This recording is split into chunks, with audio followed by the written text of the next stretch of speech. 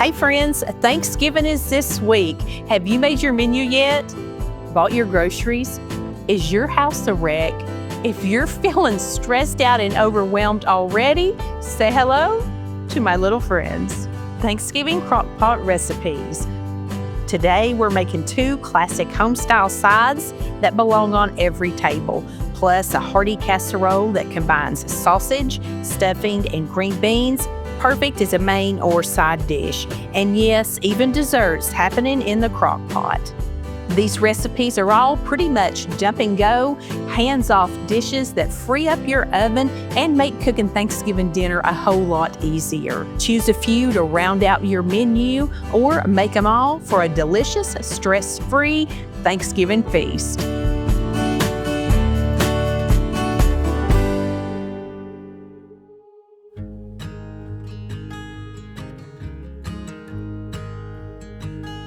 I'm going to start with my potatoes, and I'm using 5 pounds of russet potatoes.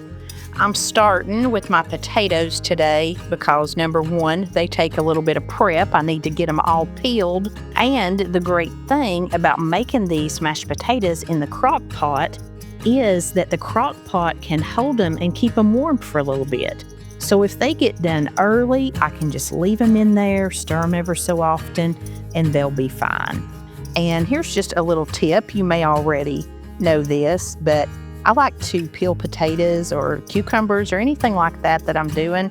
I like to use an old grocery store bag instead of wasting and using like paper towels. A little bit more sustainable, just to use an old grocery store bag to peel your stuff over. I mean, we've been using these for like little garbage bags for years.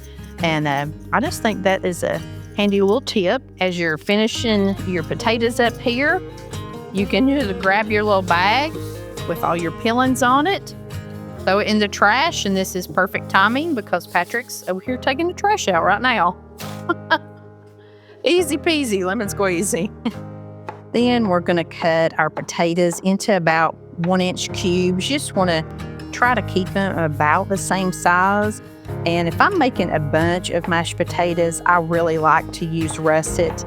I'll use whatever I have on hand, but if I'm making them specifically for like Thanksgiving, I love a russet potato. I just think that they do really good for mashed potatoes. And you can use a Yukon Gold. They have a little bit of tang to them on the back end whenever you're making mashed potatoes out of them. But a lot of people like that, and I've used them before myself. But for a really nice, fluffy mashed potato, I just don't think that you can beat a russet. Let me take all these over here now and get them rinsed really good.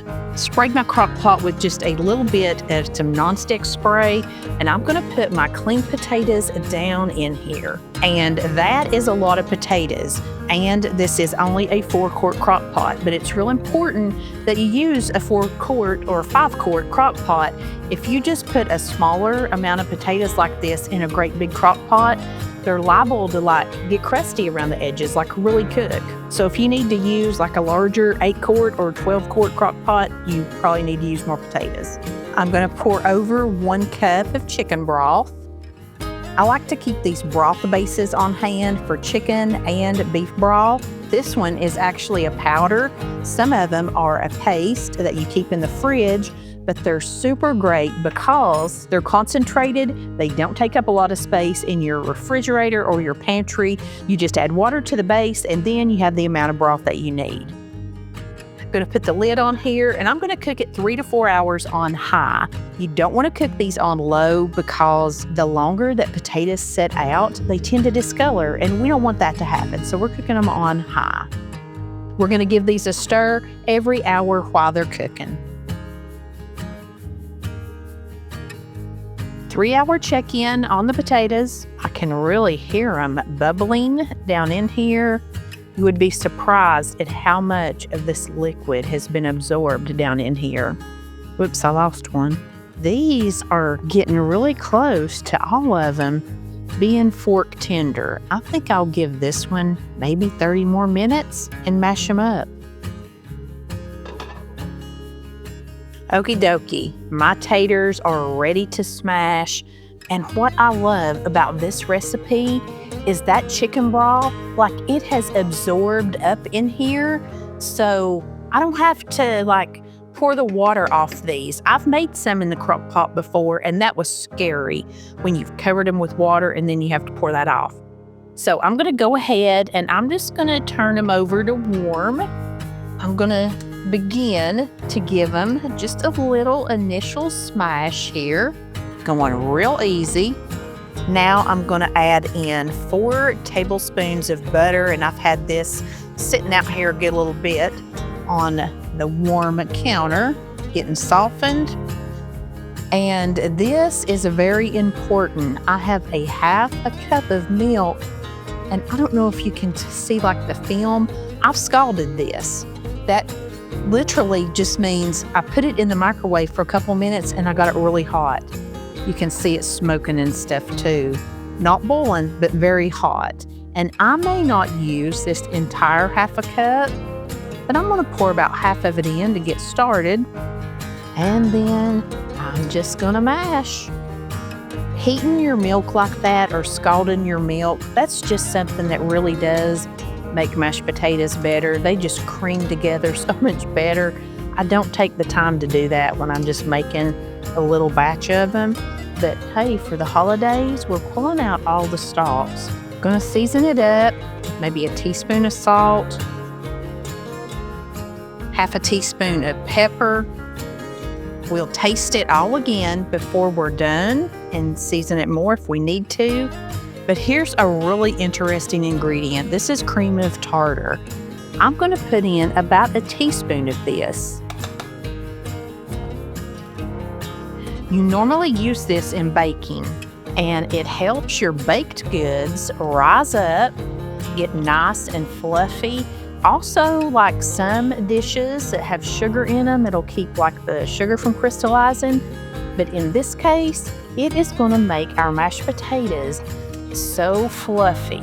And I like my mashed potatoes kind of lumpy a little bit, but I like them fluffy. Like I don't like it when they've been run through like the hand mixer or something and they're just really, you know, just like not substantial. I don't know the word. They're just too smooth. You know what I mean? I like them nice and fluffy. I think I'm gonna add just a little bit more milk. Mash them up again here.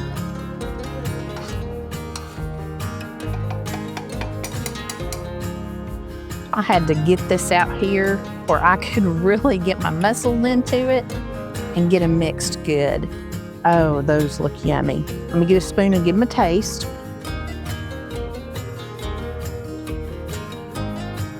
Oh my gosh, those are so good. I'm just gonna keep them on keep warm. I'm gonna put a little bit of butter on the top to melt into them, and they will sit here and be ready whenever we're ready to eat. If you need to let yours sit for a couple hours, just be sure and come and stir them ever so often.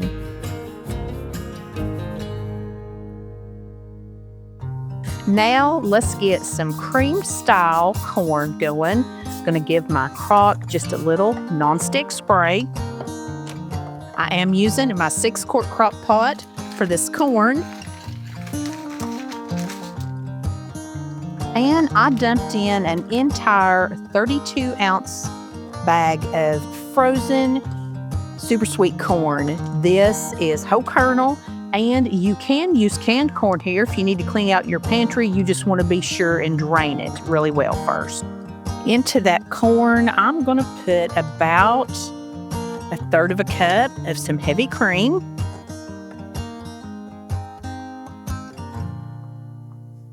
Let me put a little bit more.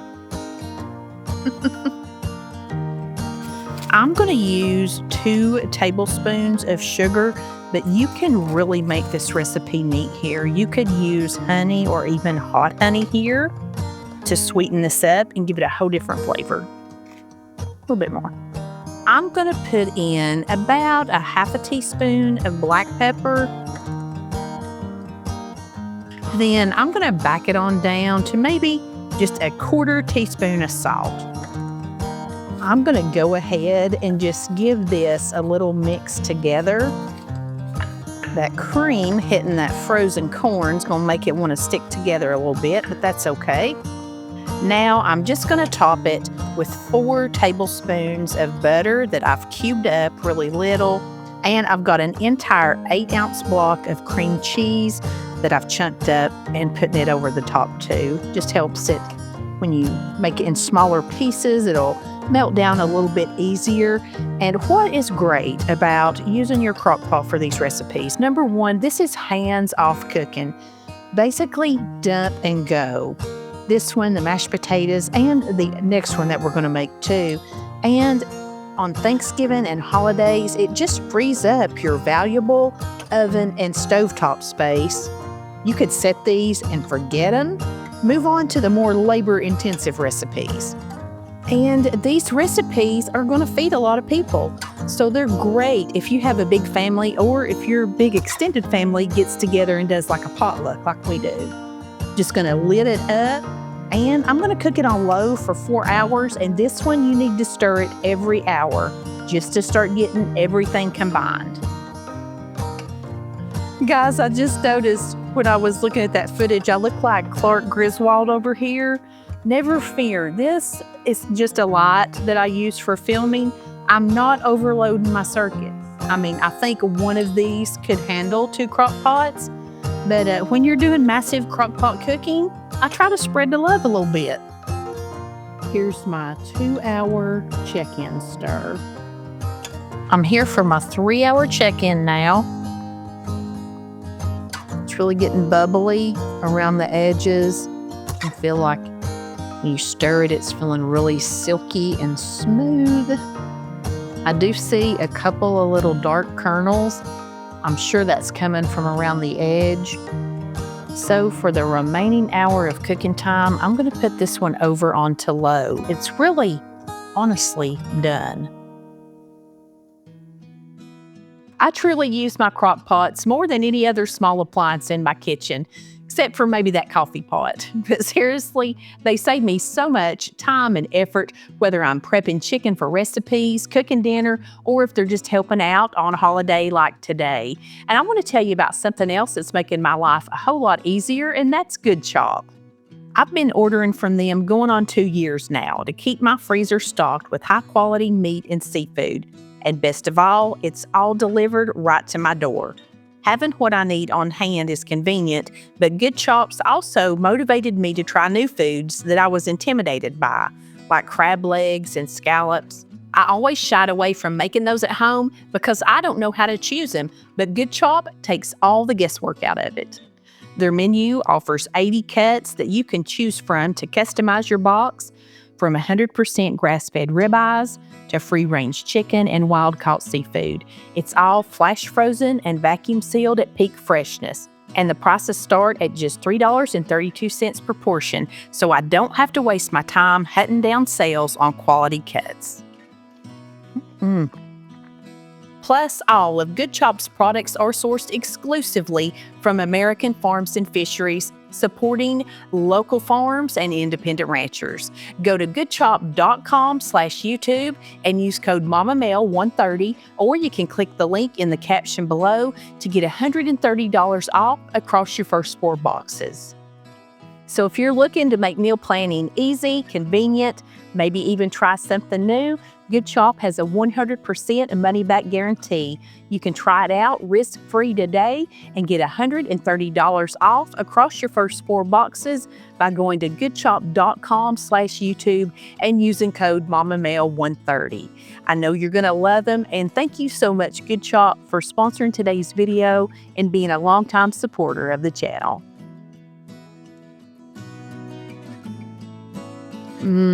That's so good. For our next recipe, I'm really excited about it.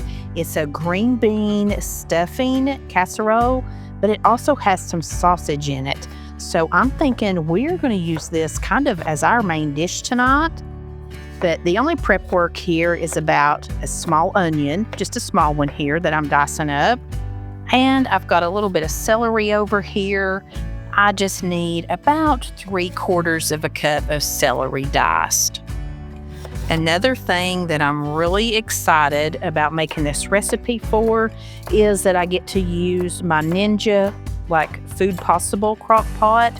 It has that neat saute or sear function on it, so I do not even have to worry about cleaning up a skillet or anything. I can make this all in one. The first thing we're going to do is brown up a pound of sausage. I'm using breakfast sausage, just a mild flavor. You can use Italian sausage, you can use hot, sweet, whatever you like. You can see here my sausage is pretty much done, so I'm going to go ahead and turn off the saute mode. Not a lot of grease in my sausage. If yours has grease, be sure and drain the excess grease off of it. Now, if you had to fry this up on top of the stove, just now transfer it into your crock pot. I've got 4 tablespoons of butter. Once again, I've cubed them up here. Now I'm going to add in that small onion and the celery that I diced. And I didn't saute this up with my meat because it's going to be cooking a good bit in the crock pot. So I want it to, be able to hold up.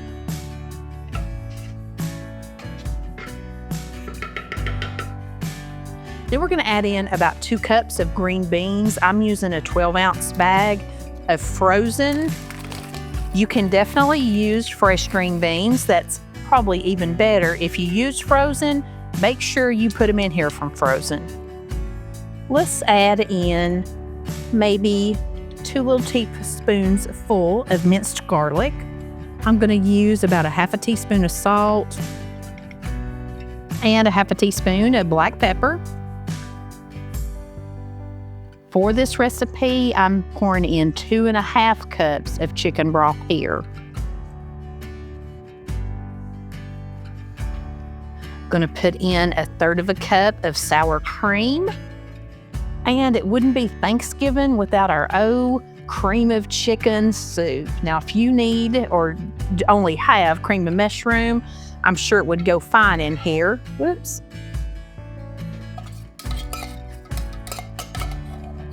That is really what most people use in a green bean casserole. And we're getting like a 3-for-1 here. I've got about 1/4 cup of dried cranberries, just like to kind of break them apart a little bit.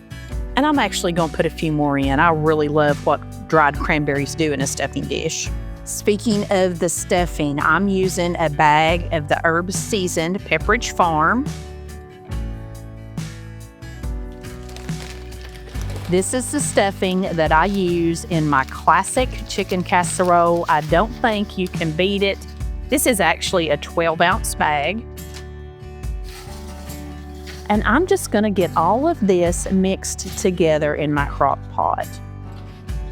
You want everything to get some of the chicken broth on it and get, covered up a little bit. I just think this is a great stuffing. At our house or our Thanksgiving, we always have what is called dressing. It's like cornbread dressing. It's on a pan and you cut it into squares and eat it. Granny makes it. It's the best ever. I have her making that on my channel. I'll leave that linked for you down below. But I do like this idea of a stuffing like this and putting the sausage in it. I think that's a really neat idea. And then adding the green beans. And it's going to take on a little bit more of the green bean casserole vibe here when we finish it off. But I love this, that it could be a side dish or a main dish. If you're just a small family and, this can be a whole meal for you, all 3 of these recipes. Oh, plus a dessert. We've got a dessert too. This is already looking and smelling delicious down in here. I'm gonna put the lid on this and let's slow cook it on high for 4 hours. My little casserole here has been cooking for 4 hours. It smells delicious. But I tell you what, I want my stuffing to get just a little bit more moisture out of it. So you could definitely just leave your crock pot on, take the lid off, and let it cook uncovered for maybe 10, 20 minutes. But I'm going to use this bake setting that I have on my Food Possible here, and I'm going to let mine bake uncovered for maybe 10 minutes. I don't know if you can see that bubbling and cooking away down in there, but I've got 10 minutes in. So now I'm just going to crunch these little French fried onions, these little crispy French fried onions over the top. This is a classic topping for the green bean casserole. Just do as little or as much as you like. We just want a little bit here. And I think I'll sprinkle a little bit of parsley over the top, just for some color. I'm gonna let that cook another 5 minutes or so.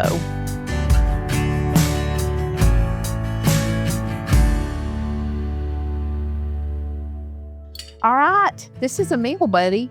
What are we gonna fry? What all do we have? Tell me what we got here. What's this? You're asking about. This is a sausage stuffing green bean casserole. What? Like a mashup of stuffing and a green bean casserole. But it has sausage in it too. Oh my gosh. That is so good. That's got a lot of different flavors in it, don't it? It does. It has a lot of flavors in it. I just put a very few. Oh, good, babe. Good. I'm glad you like it. I put a very few French fried onions on the top.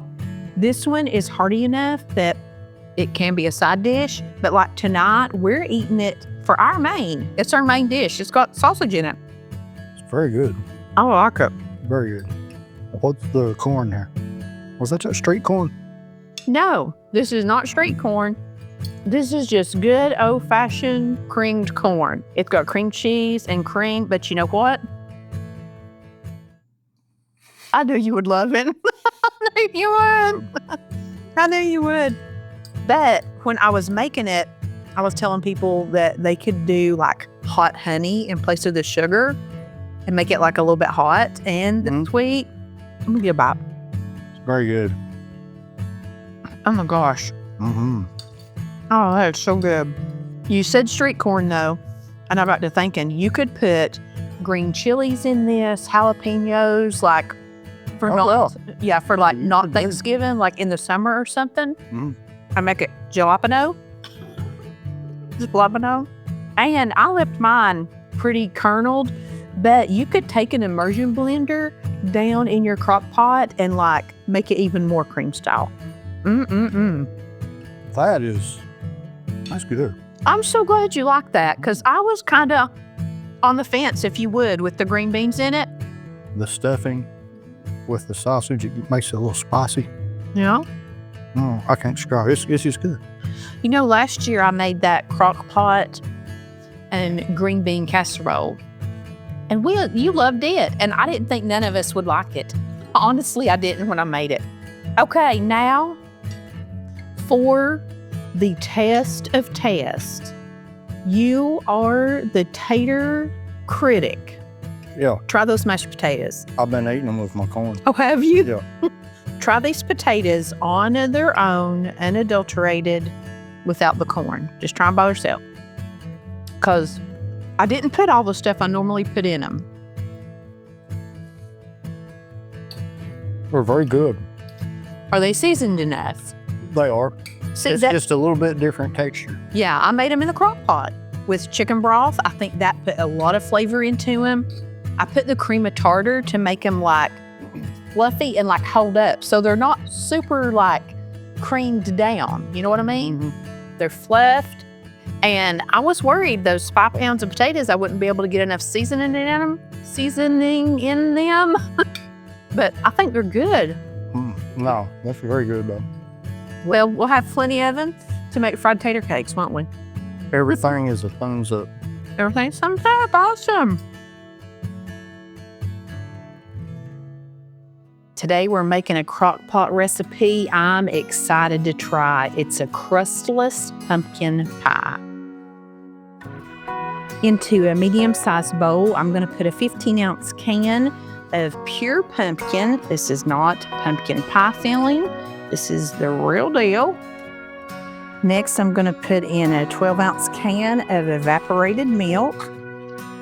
I've got 3/4 of a cup of brown sugar. I swear this looks like almost a cup, but I measured it out.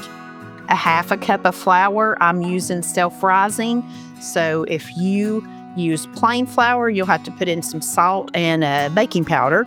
I guess I should tell you that'd be like a 1/4 teaspoon of salt and a 1/2 teaspoon of baking powder if you're using plain all-purpose flour. We are going to use 2 eggs. I'm just going to do them one at a time and get them all beaten up. Put them right in.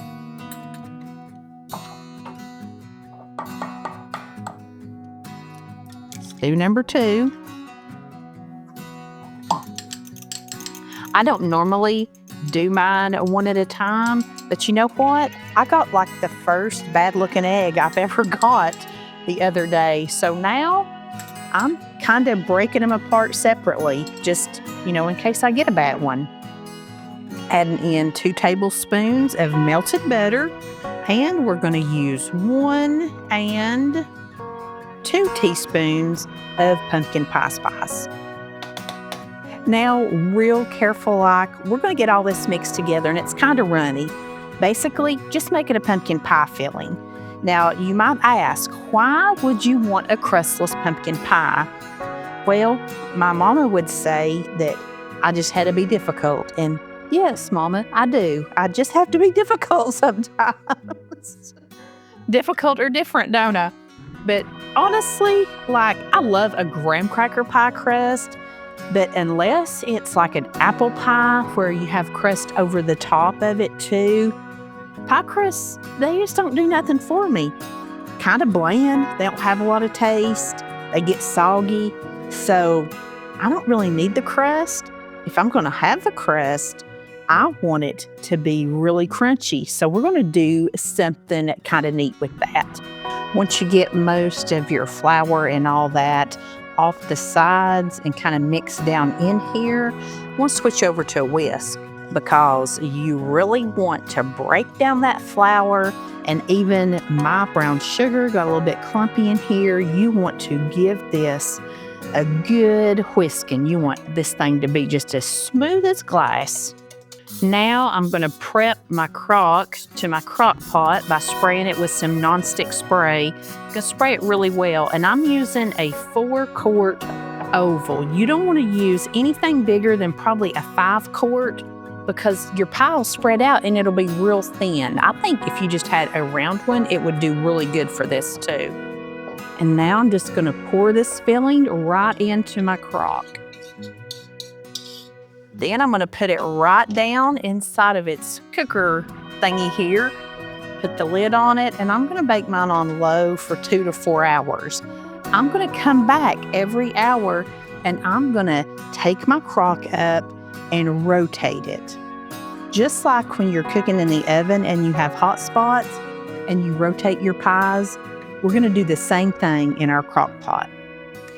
Now, I told you we were going to do something pie crusty, but we're going to make it better. I've got a refrigerated pie crust, and I'm talking about these kind right here that come in the refrigerated section at your grocery store, and I've just got one here, and I've had it laying out here about 10 minutes or so, kind of coming to room temperature. I'm just going to cut it right here on my baking sheet lined with some parchment. And I'm just going to take my pizza cutter and I'm just cutting them in strips. Pretty much we're making pie crust cookies here. This is a really simple little fun thing to do. And if you have kids or grandkids, you can get out the little cookie cutters and they can cut them into shapes. I don't have any kids here anymore, so we're just going to make these sad little strips. I cut them one way, then I'm just going to turn it around and we're going to cut them this way. I miss having my kids here to do fun things like this with me. But you know, that's how it's supposed to be. They're supposed to grow up and become young adults. Maybe one of these days I'll have some grandchildren. But, we'll just see. I don't normally get too teary-eyed in a Thanksgiving video. That usually happens to me when I'm making Christmas trees.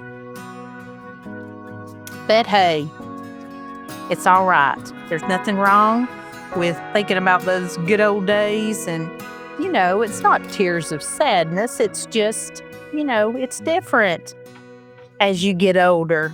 Holidays take on a little different meaning. Still great. It's just different. But hey, on the bright side, if seeing an old lady cry on the internet is something that interests you, be sure and hit that red subscribe button and turn on your notifications so you don't miss that. I'm sure it'll be coming in December, friends. Okie dokie. Now I've got all of my little pie crust cut up, and I've got an egg wash here. I'm just going to kind of lightly brush each one of these. This is not necessary, but like I said, the whole thing about this pie crust deal was I just don't think they're all that special, so we're going to make it special. Now I'm just going to take a little bit of sugar and sprinkle it over the top, give it a little bit of sweetness, kind of a little texture to it when we bite into it. Now I'm going to take my cinnamon and I'm going to go up really high and very gently try to get this to sprinkle out over the top of these. It's very hard to be light-handed with the cinnamon shaker. We're going to put that in a 450-degree oven. I'm going to start checking it at 3 minutes. Honestly, it's been so long since I made these. I don't remember how long they cook, but I know it's not long. I let mine go 6 minutes. I wished I would have pulled them out at 5, but they're eatable.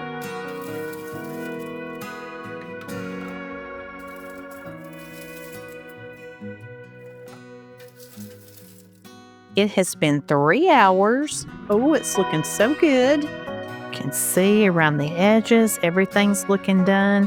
It looked just a little bit wet right here, maybe just a little, but it's really setting up nice. I think what I'm going to do is just let it sit here for maybe 20 minutes with the lid off.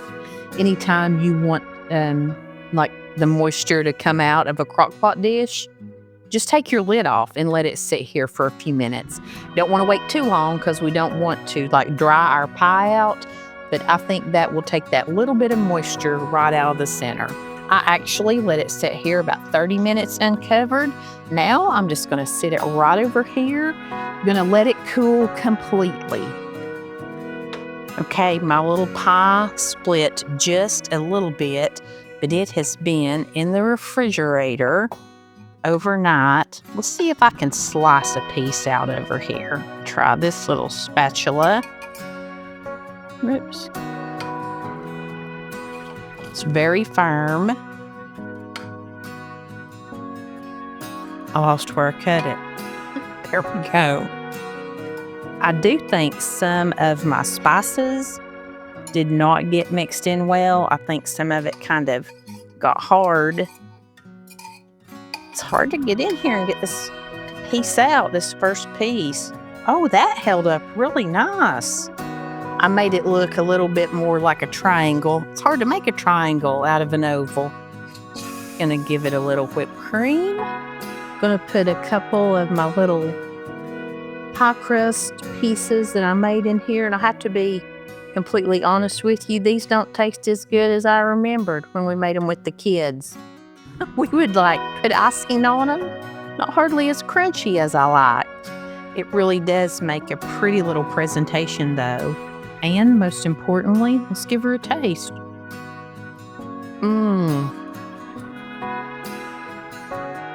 That's a really good pumpkin pie. You can use your little cookie dough pieces or whatever to eat it with.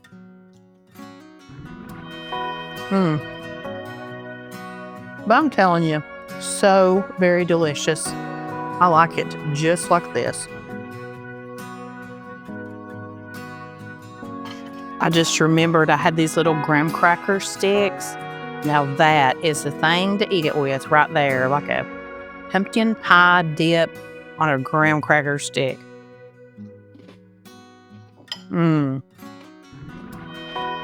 I think I'm just a lover of graham crackers and cinnamon. But this little pie, it has delicious flavor. I mean, it's just a pumpkin pie filling. But I'm just so surprised at how well it set up in that crock pot. Pretty, hands-off cooking and a neat little thing to try. It was really good. Click here to see last year's Crockpot Thanksgiving video. I really like making these, and I hope they're helpful to you too. And I want to say a big thank you to everyone in our community for the friendship, the love, the support, and the kindness that you've shown to me every week, and not only to me, but to one another in the comments too. We have a beautiful community here, and I'm certainly thankful for each and every one of you. And I hope you have a wonderful, blessed Thanksgiving and enjoy your time with your friends and family. Thank you so much for letting me be a part of it. And as always, I send you love from my kitchen.